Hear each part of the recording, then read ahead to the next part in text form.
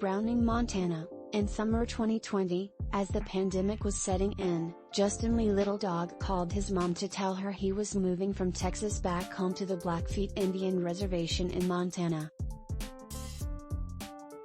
And he was taking his girlfriend, stepson and son. They moved in with his mom, Marla Ollinger, who lived on a 300-acre ranch on the rolling prairie outside Browning, and had what Ollinger says was the best summer of her life. "That was the first time I've gotten to meet Arlin, my first grandson," Ollinger says.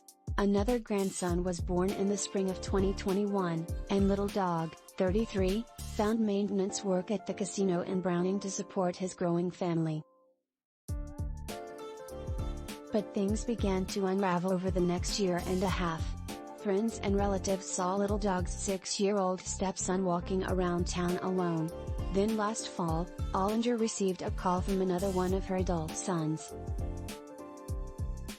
He was frightened because he was briefly unable to wake Littledog's girlfriend. Ollinger says she could hear one of Littledog's children crying in the background. After that incident, Ollinger asked Littledog whether he and his girlfriend were using drugs. She says Littledog denied it. He explained to his mom that people on the reservation were using a drug she had never heard about, fentanyl, a synthetic opioid that is up to 100 times as potent as morphine. He said he would never use something so dangerous and reassured his mom everything was fine. Ollinger backed off, fearing that any more confrontation would push her son away. Then in March, Ollinger woke up to screams. She left her grandchildren, who were sleeping in her bed, and went into the next room. "My son was lying on the floor," she says. Littledog wasn't breathing. After calling 911, she drove behind the ambulance into Browning. He was pronounced dead shortly after the ambulance arrived at the local hospital.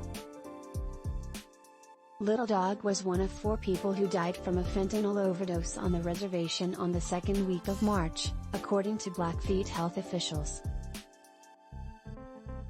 An additional 13 people on the reservation survived overdoses that week, making a startling total for an indigenous population of about 10,000 people.